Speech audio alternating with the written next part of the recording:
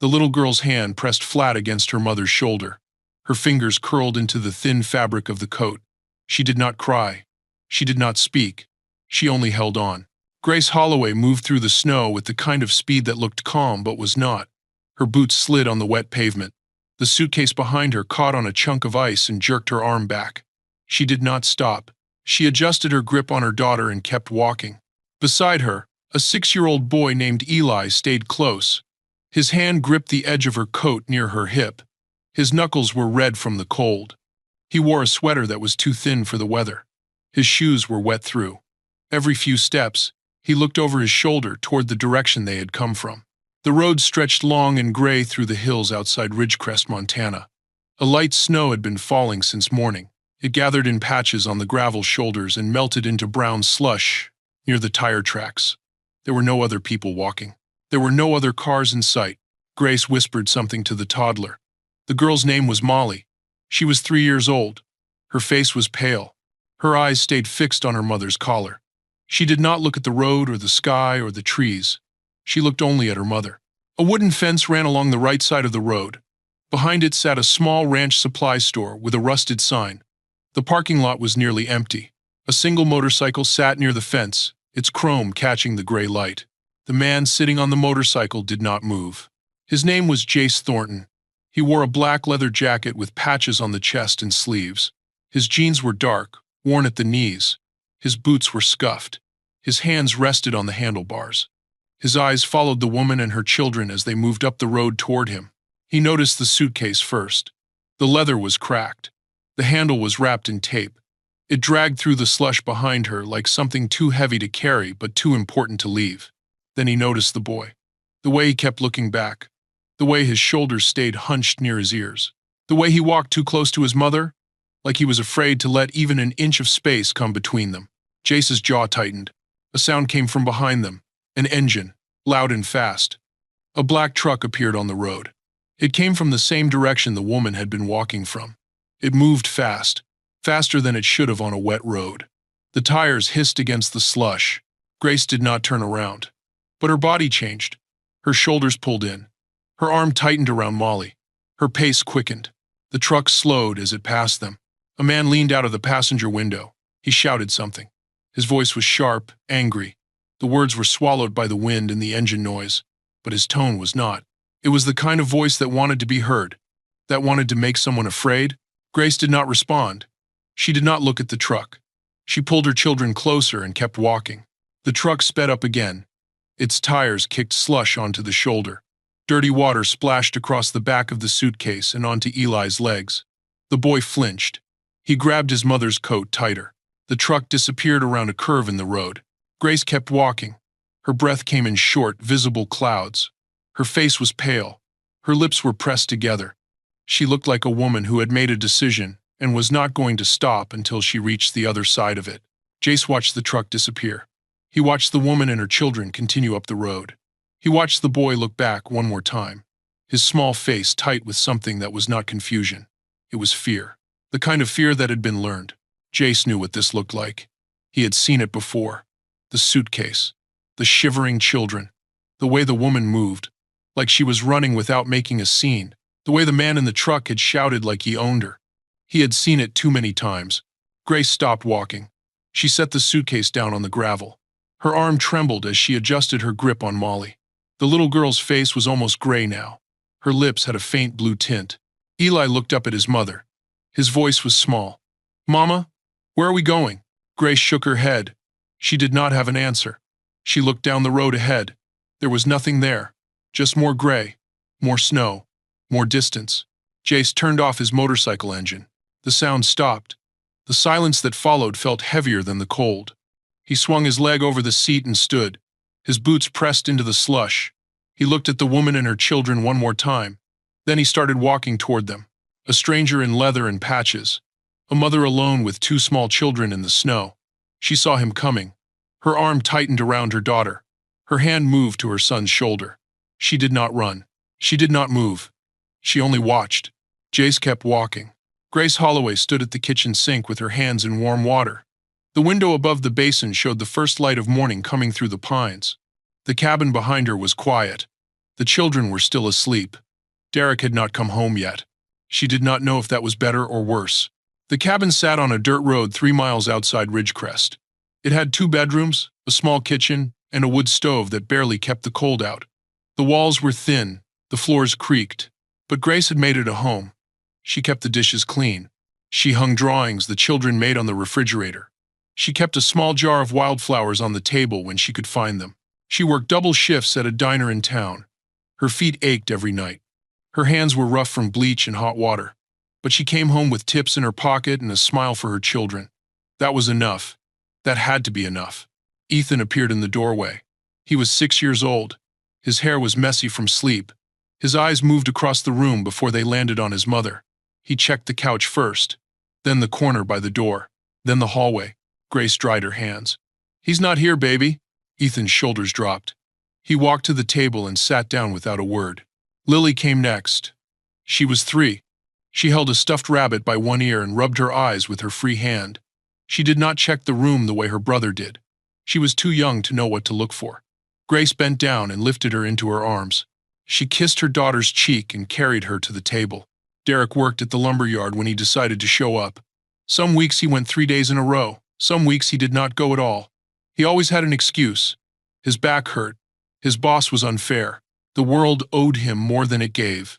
When he did not work, he drank. When he drank, he talked. When he talked, the words cut deeper than anything Grace had felt before. He never hit her in front of the children. But the walls were thin, and Ethan had learned to cover his sister's ears at night. Grace set a plate of toast in front of her son. Ethan looked up at her. His voice was soft. "Is Daddy coming back today?" Grace paused. She touched his hair. "I don't know, sweetheart." She did not lie to her children, but she did not tell them everything either. Derek controlled the money. He checked her phone. He counted the miles on the car before he sold it and told her she did not need one. He mocked her in front of neighbors. He laughed when she asked to visit her sister 2 towns away. He said no without explaining. He always said no. Grace had no savings, no car, no family close enough to help. She had 2 children, tired hands, and a love that was quiet but fierce. She kept the house warm. She kept food on the table. She absorbed Derek's anger so her children did not have to. That was the life she had built. That was the life she was trying to survive. The night before everything changed, Derek came home drunk. Grace was folding laundry in the bedroom. She heard the truck pull into the gravel. She heard the engine cut. She heard the door slam. Ethan was already awake. He sat up in his bed and looked toward the wall. Lily stirred beside him but did not wake. Grace met Derek in the hallway. She kept her voice low. "The kids are sleeping." Derek pushed past her. His shoulder hit the door frame. He smelled like whiskey and cigarette smoke. He turned and looked at her with eyes that did not see her. Not really. He saw someone to blame. The fight lasted 20 minutes. He called her names she would never repeat. He told her she was nothing. He told her no one else would ever want her. He told her she was lucky he let her stay. Grace did not yell. She never did. She stood with her back against the wall and let the words hit her like rain. She waited for it to end. When it did, Derek went to the couch and passed out. Grace sat on the edge of the bed and cried without making a sound. In the morning, Derek woke before she did. He stood in the bedroom doorway with his arms crossed. His face was hard. His voice was flat. "Get out." Grace looked at him. She did not speak. "You heard me. Pack your things. Take the kids. Be gone by noon." She asked where she was supposed to go. He shrugged. He said that was her problem now. He said if she was still here when he got back, he would make her leave another way. Grace did not ask what that meant. She already knew. She packed one suitcase. She dressed Ethan in 2 layers. She wrapped Lily in the warmest coat she could find. She took $43 from the jar in the kitchen. She did not look back at the cabin as they walked down the road. She had no plan. She had no car. She had no one waiting for her. She only knew she had to keep walking. Grace held Lily against her chest and kept moving. The suitcase dragged behind her, catching on every crack in the pavement. Her arm burned from the weight. Her fingers were numb inside her gloves. But she did not stop. Ethan walked beside her without complaint. His hand gripped the edge of her coat near her hip. His other hand held his sister's mitten when Grace needed to adjust her grip. He was 6 years old. He should not have had to be this strong. But he was. Lily pressed her face into her mother's shoulder. Her voice was muffled. "Mama, where are we going?" Grace did not answer right away. She kept her eyes on the road ahead. The town was still 2 miles away, maybe more. She was not sure anymore. The snow made everything look the same. "Somewhere safe," she finally said. Her voice was steady, but her chest was tight. Lily did not ask again. She tucked her face deeper into Grace's coat and went quiet. The road curved through a stretch of pine trees. The branches hung low with snow. The only sound was the crunch of boots on gravel and the hiss of the wind through the needles. Grace's breath came in short, visible clouds. Her lungs ached from the cold air. Ethan looked up at her. "Mama, my feet are wet." Grace stopped walking. She looked down at his shoes. They were soaked through. The canvas had turned dark from the slush. She knelt and touched his ankle. His skin was ice cold. She pulled off his shoe and squeezed out the water. She rubbed his foot with her bare hands, trying to bring back some warmth. Ethan stood still and watched her. He did not cry. He did not complain. He just waited. Grace put the shoe back on and stood up. She did not have dry socks to give him. She did not have anything to give him. She had $42 in her pocket and no plan beyond reaching the bus station. She did not even know where the bus would take them. A sound came from behind. An engine. Grace's body went stiff before she turned around. The black truck appeared around the curve. It moved slowly this time. The tires crunched over the gravel. The engine growled low and steady. Grace pulled Ethan closer. She shifted Lily higher on her hip. She did not run. There was nowhere to run. She just kept walking, faster now, her heart pounding against her ribs. The truck pulled alongside her. The window rolled down. Derek's face appeared. His eyes were bloodshot. His jaw was tight. He did not yell this time. His voice was calm, almost pleasant. That was worse. "Still walking, huh?" Grace did not look at him. She kept her eyes forward. She kept her feet moving. Derek laughed. It was a short, ugly sound. "You are not going to make it. You know that, right?" Ethan's grip on her coat tightened.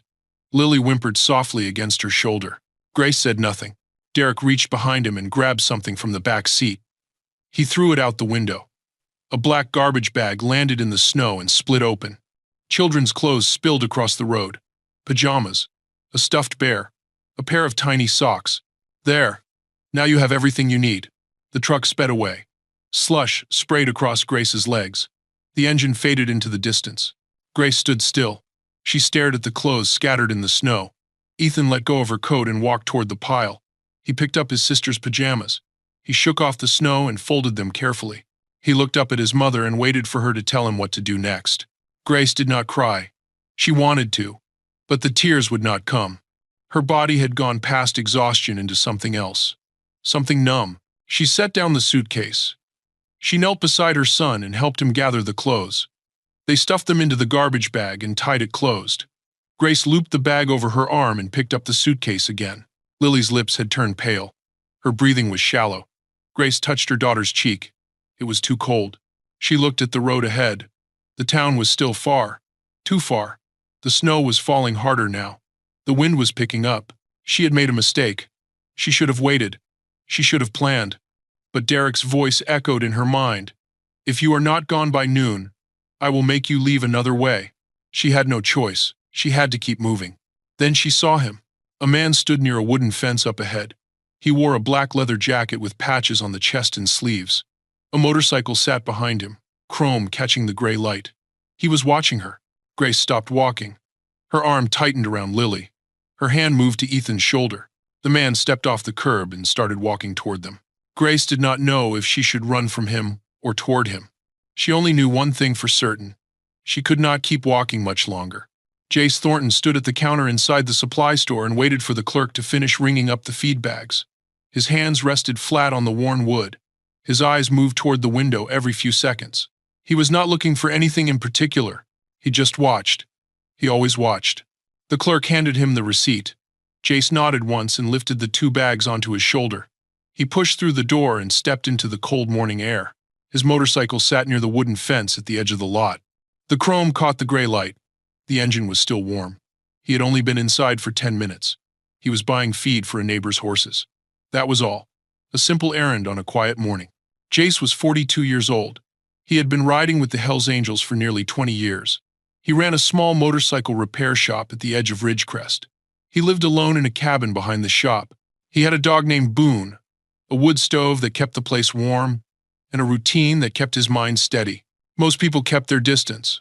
That was fine with him. He set the feed bags near his bike and reached for his gloves. Then he stopped. Something on the road caught his attention. A woman walked along the shoulder. She carried a small child against her chest with one arm. A suitcase dragged behind her through the slush. A boy walked beside her, gripping the edge of her coat. They moved fast. Too fast for a casual walk. Their clothes were thin. Their faces were pale. Jace watched them for a long moment. His jaw tightened. He had seen this before. He had seen it too many times. 12 years ago, Jace had a daughter. Her name was Mia. She had brown hair and a laugh that filled every room she entered.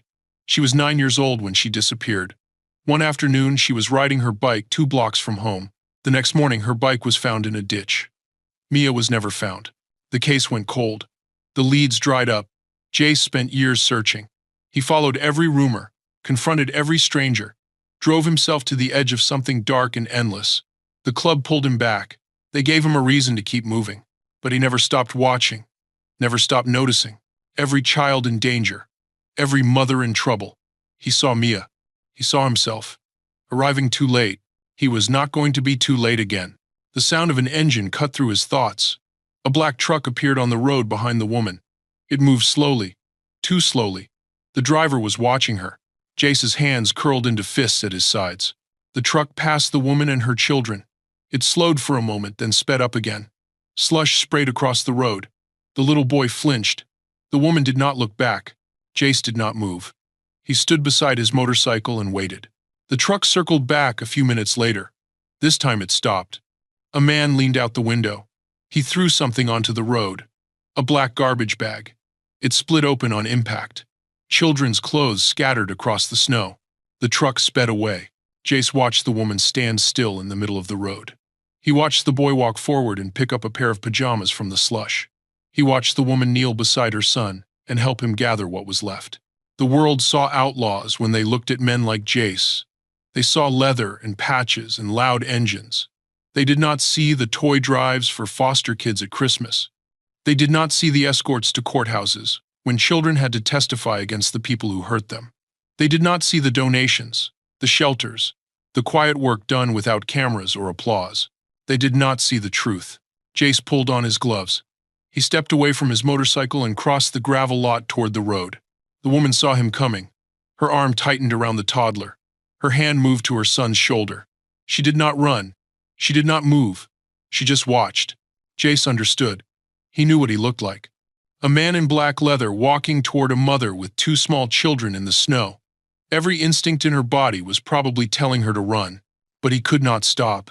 He could not look away. The boy looked up at him. His eyes were wide. His lips were pale from the cold. He pressed closer to his mother and did not speak. Jace slowed his steps. He kept his hands visible at his sides.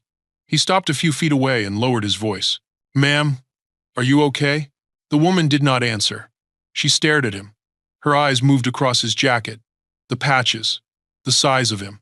Her grip on her daughter tightened. Jace did not move. He waited. The little girl lifted her head from her mother's shoulder. Her cheeks were red from the cold. Her eyes found his face. She did not cry. She did not look away. She just watched him, the same way he had been watching her. The woman stood frozen on the shoulder of the road. Her arm locked tight around the toddler. Her free hand gripped the boy's shoulder. She did not speak. She did not move.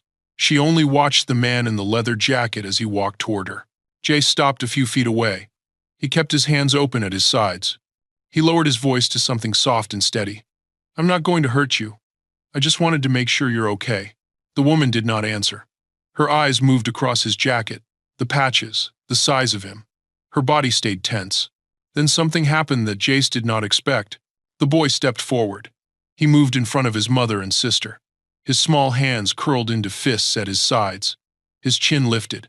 His eyes locked onto Jace, with a look that was too old for a child his age. Jace stopped breathing for a moment. He had seen that look before. He had seen it in mirrors. He had seen it in photographs of himself at that age. A boy who had learned that no one else was coming. A boy who had decided he would be the one to stand between danger and the people he loved. Jace lowered himself slowly. He bent his knees until he was no longer towering over them. His voice dropped even softer. That's a brave thing you're doing, son. Protecting your mom like that. The boy did not move. His fist stayed tight. My name is Jace. I'm not going to come any closer. I just want to help if I can. The woman spoke for the first time. Her voice was rough from the cold. We don't need help. Jace nodded. I understand. But your little one is shivering pretty bad. And this road gets colder the longer you stand on it. The woman's jaw tightened. She looked down at her daughter. The toddler's face was pale. Her lips had a faint blue tint. She was crying softly now, a thin sound that barely rose above the wind. Jace waited. He did not push. He did not move closer. He just stayed low and kept his hands visible. The boy looked back at his mother. His fists loosened slightly. His voice was small. Mama, I'm cold. Something shifted in the woman's face. It was not defeat. It was something closer to surrender. She closed her eyes for a moment. When she opened them again, she looked at Jace. He kicked us out this morning. My husband. I was walking to the bus station. Jace nodded slowly. Where were you planning to go after that? The woman hesitated. Her lips pressed together. She shook her head. Jace did not ask why she stayed. He did not ask why she did not leave sooner. He had seen this before. He knew those questions did not help. They only made people feel smaller. There's a diner about 2 blocks from here, he said. It's warm inside. They have hot cocoa. You could get the kids warmed up and figure out your next step. The woman stared at him. Her eyes searched his face. She was looking for the lie, looking for the trap, looking for the thing that would tell her this was a mistake. Jace understood. He had spent years building walls around himself.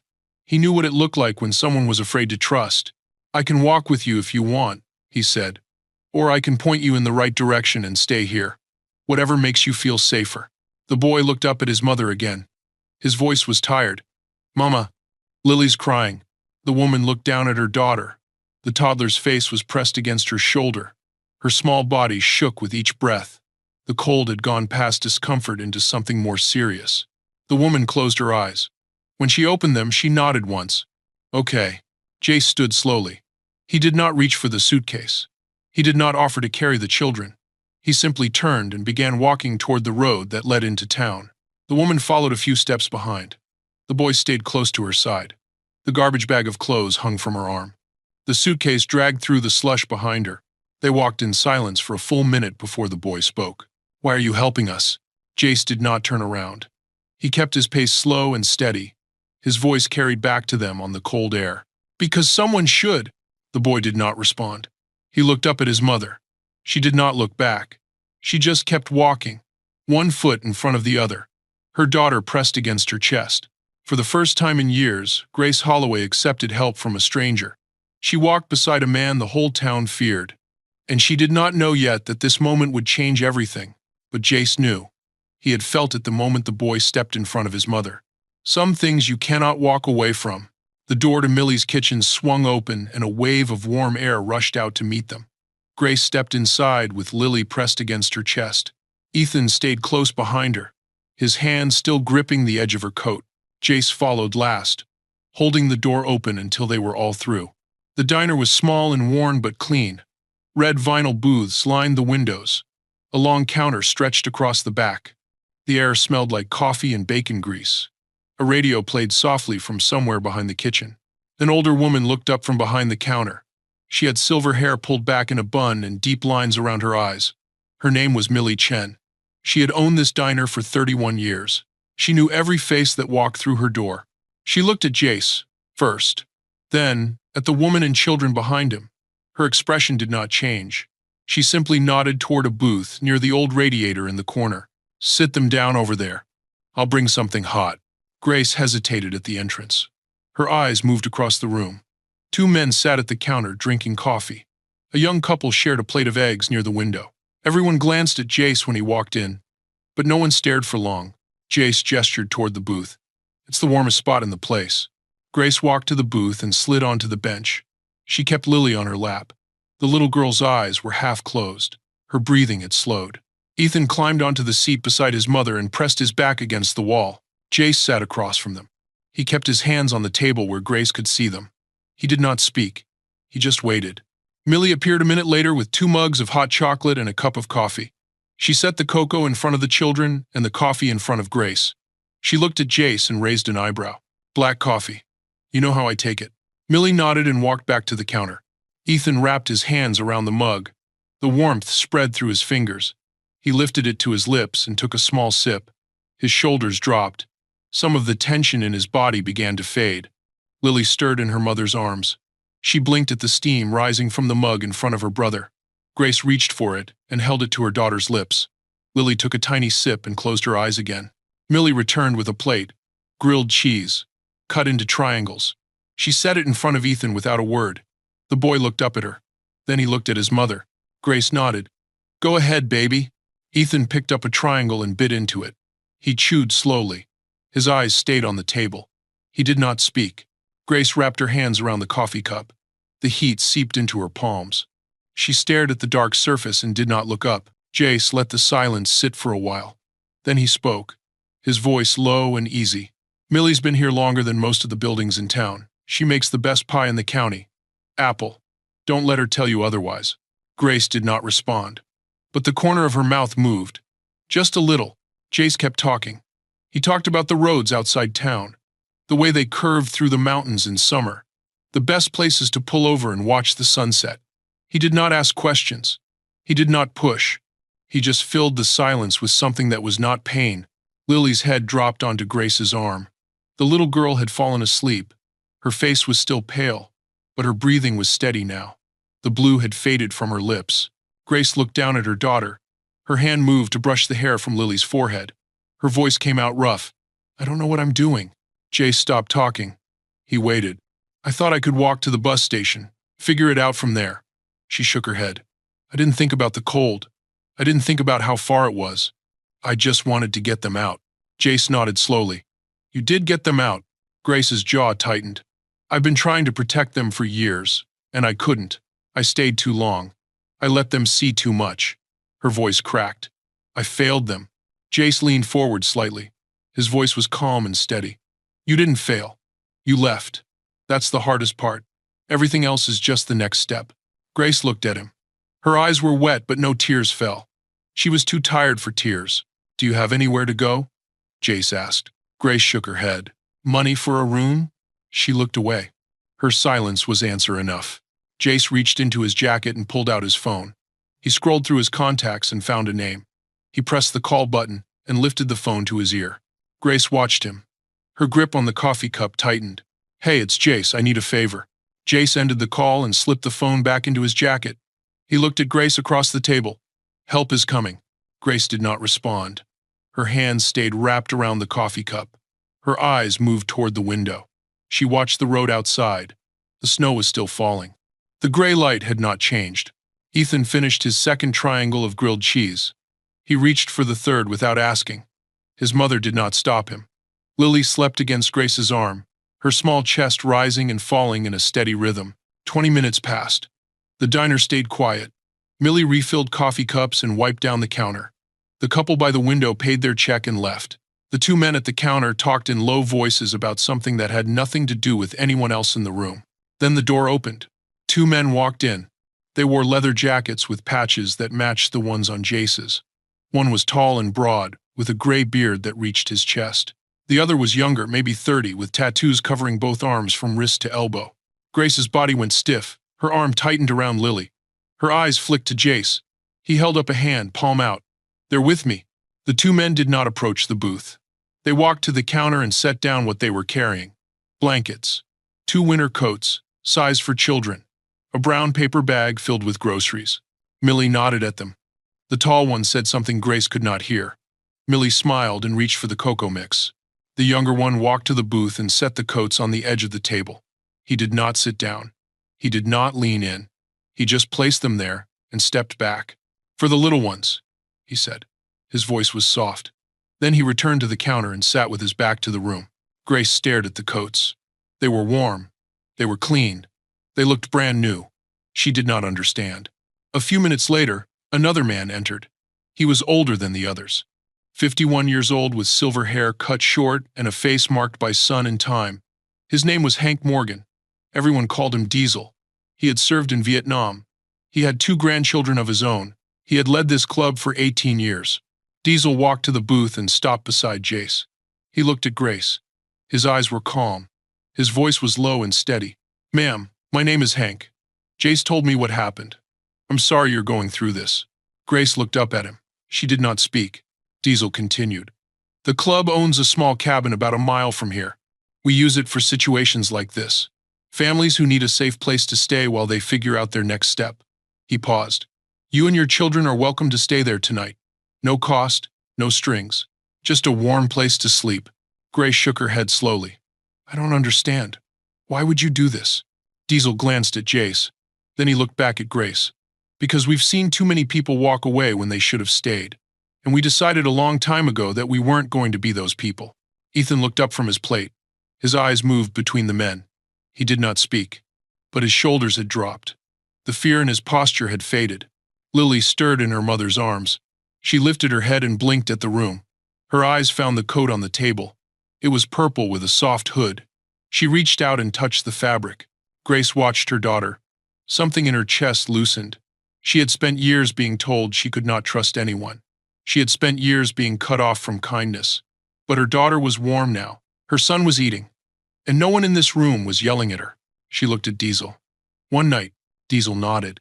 "That's all we're asking." Jay stood and gathered the blankets. The younger biker picked up the bag of groceries.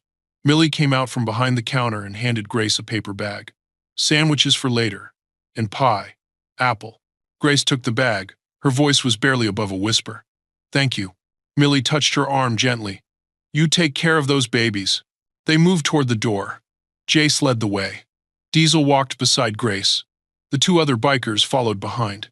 Ethan held his mother's coat with one hand and carried his new jacket in the other. Grace pushed through the door and stepped onto the sidewalk. Then she stopped. A black truck rolled slowly past the diner. The windows were dark. The engine rumbled low. It did not speed up. It did not slow down.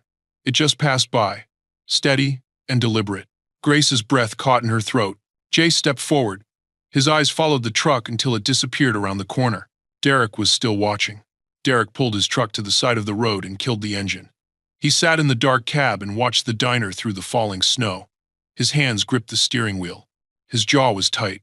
He had seen everything. He saw Grace walk through the door with the kids. He saw the man in the leather jacket hold it open for her. He saw the other bikers arrive with their bags and blankets. He saw them all leave together, heading toward the edge of town. His wife was supposed to be alone. She was supposed to be cold and scared and crawling back to him by nightfall. That was how it was supposed to work. But she was not alone. And that changed everything. Derek reached for his phone and scrolled through his contacts. He pressed a name and lifted the phone to his ear. The line clicked. "Hey, it's Derek. Listen, I need you to spread the word about something. Grace took off this morning with my kids. She's running around with some bikers now. I don't know what's going on, but it doesn't look right." He paused. His voice dropped lower. "You know how she is. Always looking for attention. I'm just worried about my children." He ended the call and made another. Then another. The story changed slightly each time. His voice stayed calm and reasonable. He was just a concerned father. He was just trying to protect his family. By the time he finished, 5 people had heard his version of events. By morning, the whole town would be talking. Derek started the engine and pulled back onto the road. He had one more stop to make. The cabin sat at the end of a gravel road, surrounded by pine trees. It was small and weathered, with a stone chimney and a covered porch. Smoke rose from the chimney and disappeared into the gray sky. Inside, Grace stood near the fireplace. The warmth spread through the room and softened the edges of the cold that had settled into her bones. She watched the flames flicker and tried to remember the last time she had felt this still. Ethan moved through the room quietly. He opened a closet and found a cardboard box filled with old toys. There were building blocks, a few action figures, some picture books with worn covers. He pulled out a small wooden truck and turned it over in his hands.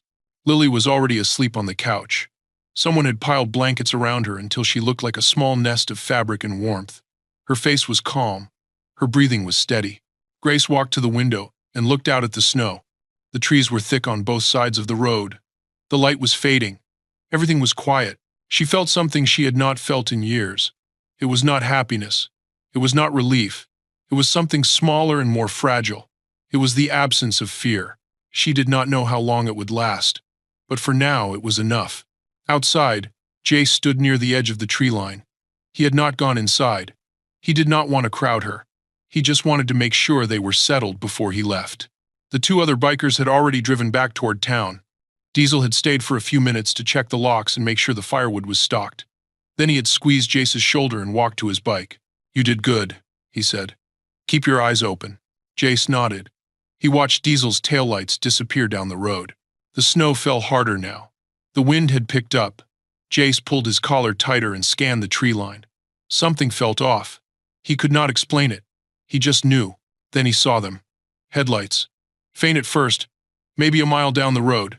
They moved slowly, too slowly for someone just passing through. Jace stepped behind a tree and watched. The headlights crept closer. The shape of the vehicle became clear. A black truck, the same one he had seen that morning. It stopped at the end of the gravel road. The engine idled. The headlights stayed on, cutting through the snow. Jace did not move. He watched. The truck sat there for a long moment. Then the headlights turned off. The engine went silent. But the truck did not leave. It just sat there in the dark, watching the cabin the same way Jace was watching it. Inside, Grace turned away from the window. She walked to the couch and pulled a blanket over her daughter's shoulders. She sat down on the floor beside Ethan and watched him stack blocks into a tower. She did not know that Derek was outside. She did not know that he had found them. But Jace knew. And he was not going anywhere. The truck door slammed hard enough to echo through the trees.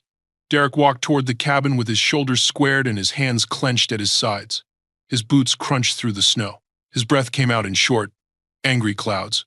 He stopped at the bottom of the porch steps and stared at the front door. His voice was loud. It cut through the morning air like a blade. "Grace, get out here. Now." Inside the cabin, Grace stood at the window with Lily pressed against her chest. The little girl was awake now. Her eyes were wide. She did not make a sound. Ethan stood beside his mother. His hand gripped hers so tight his knuckles had gone white. He stared at the door like it might burst open at any moment. Grace did not move. She did not speak. She just watched. Derek climbed the first step. "I know you're in there. Open the door. We're going home." The door to the small workshop beside the cabin opened. Jace stepped out. He walked slowly across the snow-covered yard. His hands were visible at his sides. His face was calm. He stopped at the base of the porch, directly between Derek and the front door. Derek turned. His eyes narrowed. "Who the hell are you?" Jace did not answer right away. He looked at Derek the way someone might look at a problem that needed solving. His voice was low and even. "You need to leave." Derek laughed. It was a short, ugly sound. "You think you can tell me what to do? Those are my kids in there. That's my wife." Jace did not move. "She doesn't want to see you." Derek took a step forward. His finger jabbed toward Jace's chest. "You don't know anything about my family. You're just some biker trash who stuck his nose where it doesn't belong." Jace let the words hang in the air. He did not flinch. He did not blink. He simply stood there, solid and still. The sound of engines rumbled in the distance. Two motorcycles appeared at the end of the gravel road. They rolled up the driveway and stopped behind Derek's truck. Diesel climbed off the first bike. The younger biker with the tattooed arms climbed off the second. They walked toward the cabin without hurrying. Derek watched them approach. His jaw tightened. Diesel stopped beside Jace. The younger biker moved to the other side. They did not speak. They did not raise their voices. They simply formed a line between Derek and the door. Derek's face turned red.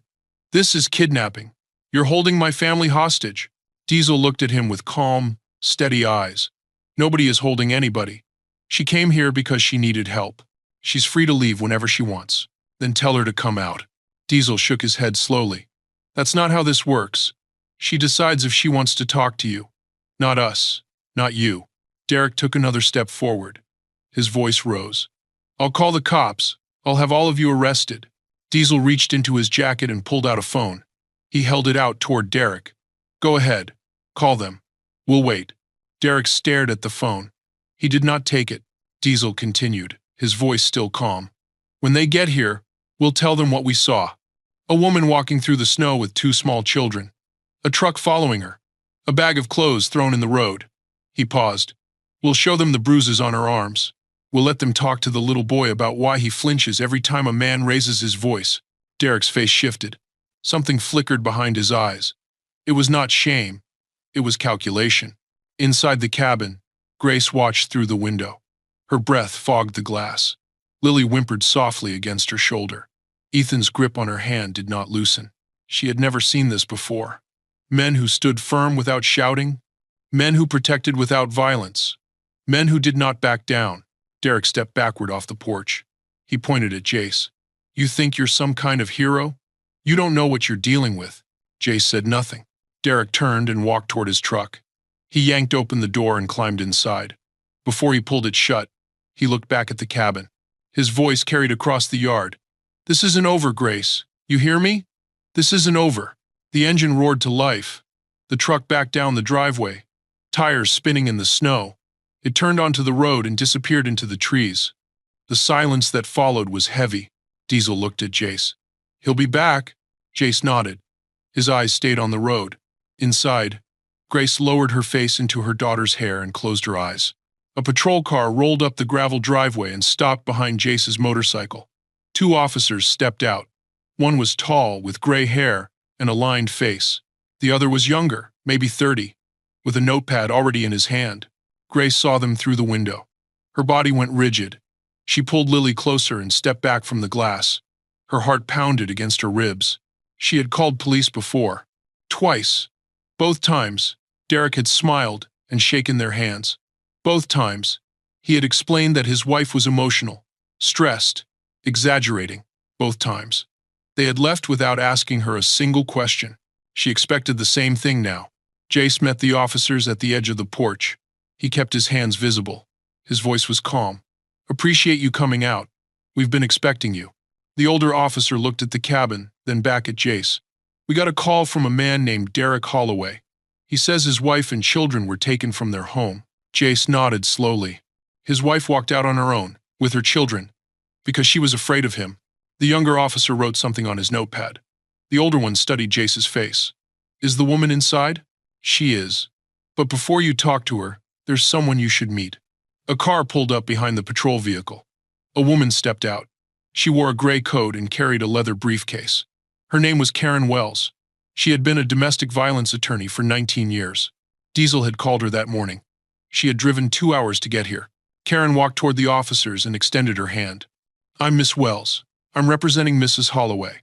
I have documentation I'd like to share with you before you speak with her." The older officer raised an eyebrow. He looked at Jace, then at Diesel, who had appeared near the corner of the cabin. He nodded slowly. "All right, let's see what you've got." They moved to the hood of the patrol car. Karen opened her briefcase and spread out a folder of papers, photographs, screenshots of text messages, a handwritten timeline. The photographs showed bruises on Grace's arms, purple and yellow marks that wrapped around her wrists like bracelets. The text messages showed threats, warnings about what would happen if she ever tried to leave. The timeline showed a pattern that stretched back years. The older officer studied the documents in silence. The younger one stopped writing and just looked. Karen spoke quietly. "Mrs. Holloway has been living in fear for a long time. She left yesterday morning after her husband gave her 1 hour to get out. She walked 3 miles in the snow with 2 small children. These men found her on the road and offered help. That is all that happened here." The older officer looked up at Jace, then at Diesel, then at the cabin. He closed the folder and handed it back to Karen. "We'll need to speak with her." "And the children?" Karen nodded. "Of course. I'll be present for the interview." They went inside. Grace sat on the couch with Lily in her lap. Her hands trembled. Her face was pale, but she did not run. She did not hide. The older officer knelt in front of her. His voice was gentle. "Ma'am, we're just here to understand what happened. No one is in trouble. We just need to hear your side." Grace looked at Karen. The lawyer nodded. Grace began to speak. Her voice was soft at first. It grew steadier as she went. She told them about the years of control, the isolation, the fear. The morning Derek told her to leave, or he would make her leave another way. The officers listened without interrupting. Then the younger officer turned to Ethan. The boy sat on the floor near the fireplace, his hands folded in his lap. His eyes were fixed on the ground. "Hey, buddy, can I ask you a few questions?" Ethan looked at his mother. She nodded. The officer crouched down. "Do you know why you're here? Why your mom brought you to this cabin?" Ethan was quiet for a long moment. Then he lifted his head. His voice was small but clear. "Daddy hurts Mommy. He told us to leave." So we left. The room went still. The older officer stood. He looked at his partner. Something passed between them without words. They told Grace that Derek would not be allowed near the cabin. A temporary protective order would be filed that afternoon. Any contact from him would result in arrest. They left without taking anyone. Grace sat on the couch and stared at the closed door. Her hands were still shaking, but something had shifted inside her. The tears came without warning. They fell down her cheeks and onto Lily's hair. But they were not tears of fear. They were something else entirely. That evening, Derek answered a knock at his door. A process server handed him a folded document and walked away. Derek read the order. His jaw tightened. His eyes went cold. He crumpled the paper in his fist and stared at the road that led to the cabin. Ethan laughed for the first time in 2 days. He sat at the small table in the cabin.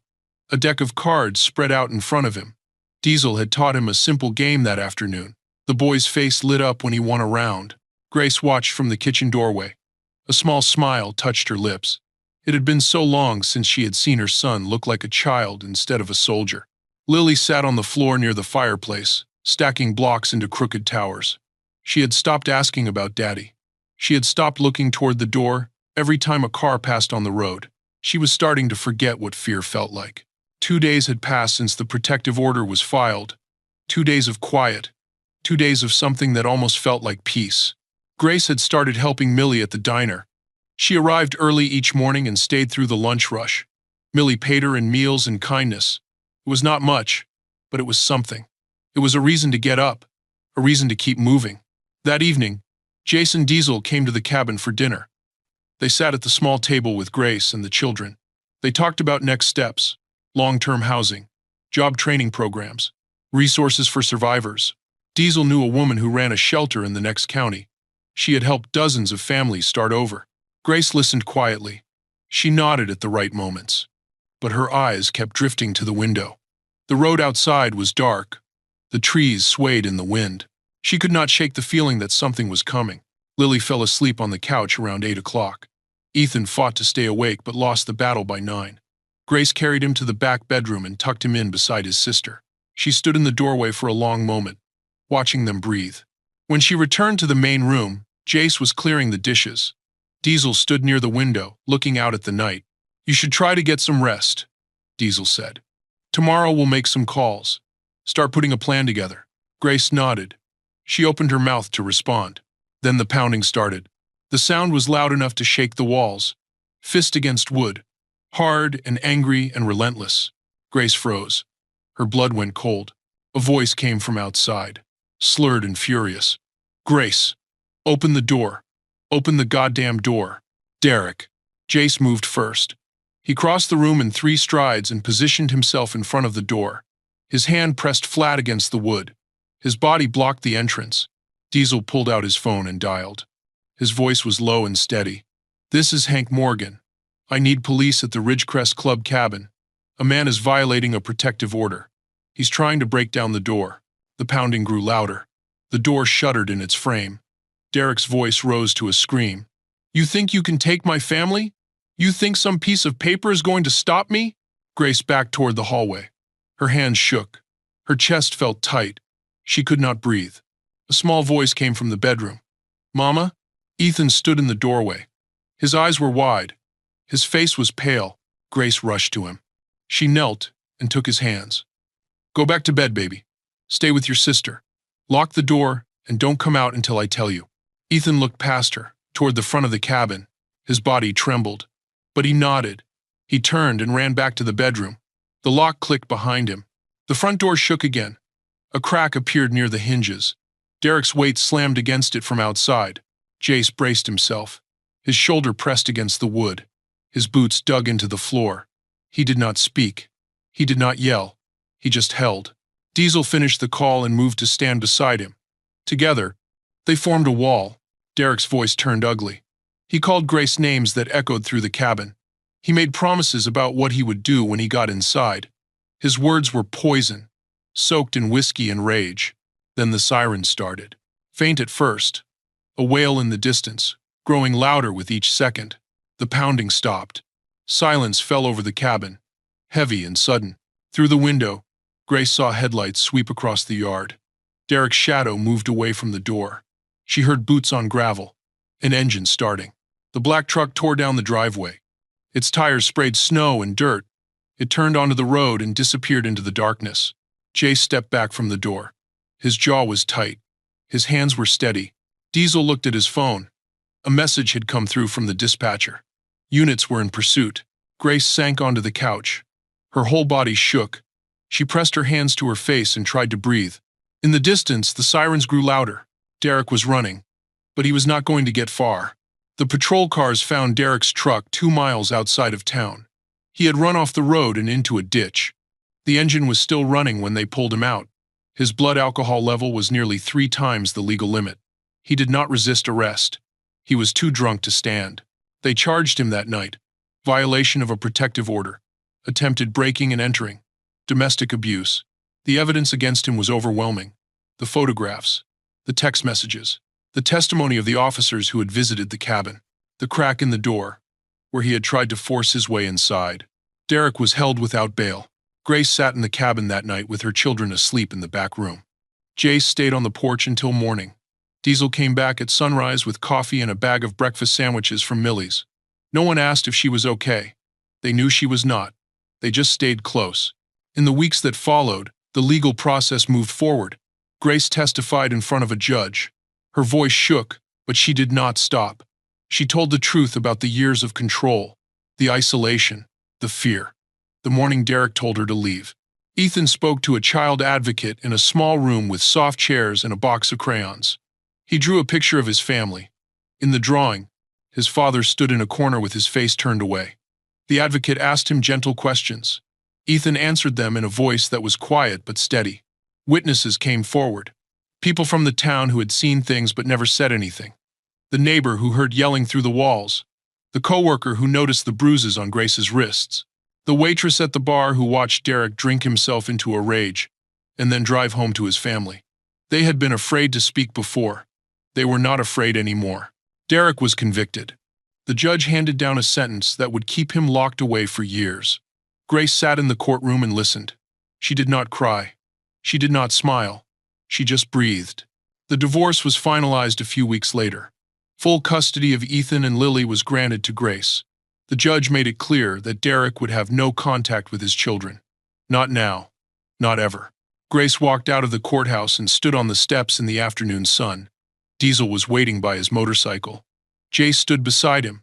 Millie had come too, holding a bouquet of flowers she had picked from her garden. Grace looked at them. She did not have words for what she felt. Diesel nodded once. "It's over." Grace shook her head slowly. "No, it's just beginning." She was right. In the months that followed, Grace began to rebuild. She started therapy with a counselor who specialized in trauma. The sessions were paid for by a victim's fund that the club helped support. She learned to name what had happened to her. She learned to believe it was not her fault. Ethan joined a support group for children who had witnessed domestic violence. He met other kids who understood what it was like to cover your ears at night. He learned he was not alone. Lily was too young to remember most of it. She only knew that the world felt different now. Softer. Safer. She laughed more. She slept through the night. She stopped flinching at loud sounds. Jay stayed in their lives. He did not try to replace anyone. He did not overstep. He simply showed up. He taught Ethan how to change the oil on a motorcycle. He brought Lily a stuffed bear with a leather jacket stitched onto its chest. She named it Jace and carried it everywhere. He sat with Grace on the porch, some evenings, drinking coffee and watching the sun go down. They did not always talk. Sometimes they just sat in the quiet and let it be enough. One afternoon, Grace checked her mailbox and found a letter. It was printed on thick paper with an official letterhead. She opened it and read slowly. It was an invitation, a community event in Ridgecrest, a gathering to honor survivors of domestic violence and the people who helped them find safety. They wanted her to speak. Grace stood in the driveway with the letter in her hands. Her throat tightened. Her eyes burned. She thought about the woman who had walked through the snow with 2 children and a suitcase. She thought about the man in the leather jacket who had asked if she was okay. She thought about the club that had given her shelter, the lawyer who had believed her, the officers who had listened. She thought about the life she had built from the pieces of the one that had shattered. She folded the letter and slipped it into her pocket. Then she walked inside to tell her children. Grace walked toward the podium at the front of the room. Her hands trembled slightly at her sides. The community center was full. Every chair was taken. People stood along the walls and near the doorways. Parents, teachers, shop owners, neighbors. At the back of the room, a row of men in leather jackets sat quietly. Diesel was there, the younger biker with the tattooed arms, and Jace, seated at the end of the row, his eyes fixed on the floor. Grace reached the podium. She placed her hands on the edges and looked out at the crowd. She took a breath. Then she began to speak. 6 months ago, I walked out of my house with 2 children and a suitcase. I had $42 in my pocket. I had no car, no phone, no plan. The room was silent. Every eye was on her. I was terrified, not just of being alone. I was terrified of being seen. I had spent years hiding what was happening in my home. I smiled when people asked how I was doing. I made excuses for the bruises. I told myself it was not that bad. Her voice wavered. She paused. She steadied herself. But it was that bad. And the morning my husband told me to leave, or he would make me leave another way, I finally understood. I could keep hiding, or I could try to survive. She looked toward the back of the room. Her eyes found Jace. He did not look up. I walked 3 miles through the snow that day. My children were cold. My daughter was shivering. My son was trying to be brave for all of us. And I had no idea where we were going. Grace's voice grew stronger. Then a man stopped. A stranger. A man in a leather jacket with patches that most people in this town are afraid of. He did not know me. He did not owe me anything. But he saw us on the side of the road, and he asked a question that changed everything. She paused. He asked if we were okay. The room remained still. A few people shifted in their seats. That question saved my life. Not because he had all the answers, not because he could fix everything, but because he saw us. He really saw us, and he chose not to look away. Grace turned slightly and gestured toward the back row. Jace Thornton did not know what would happen when he walked toward a frightened woman and her children that morning. He did not know if I would trust him or run from him, but he stopped anyway. He asked anyway. The room turned to look. Jace sat still, his jaw tightened. He nodded once, barely visible. That was enough. Grace continued. I am standing here today because of that choice. My children are safe because of that choice. And I want everyone in this room to understand something important. She leaned forward. You do not have to be a biker to save someone.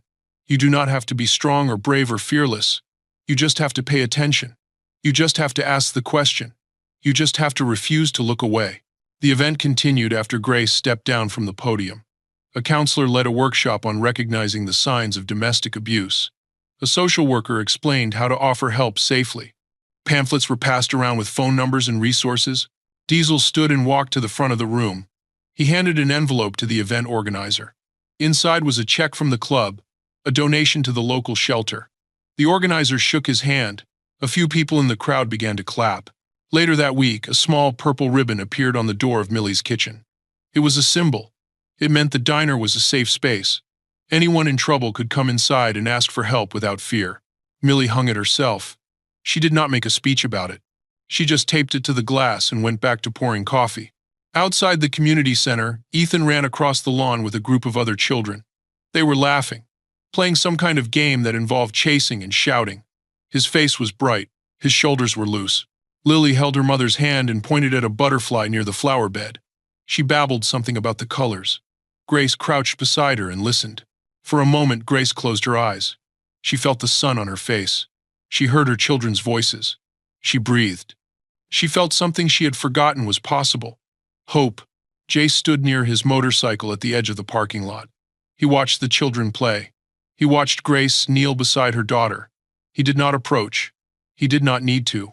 Diesel walked over and stood beside him. Neither of them spoke for a while.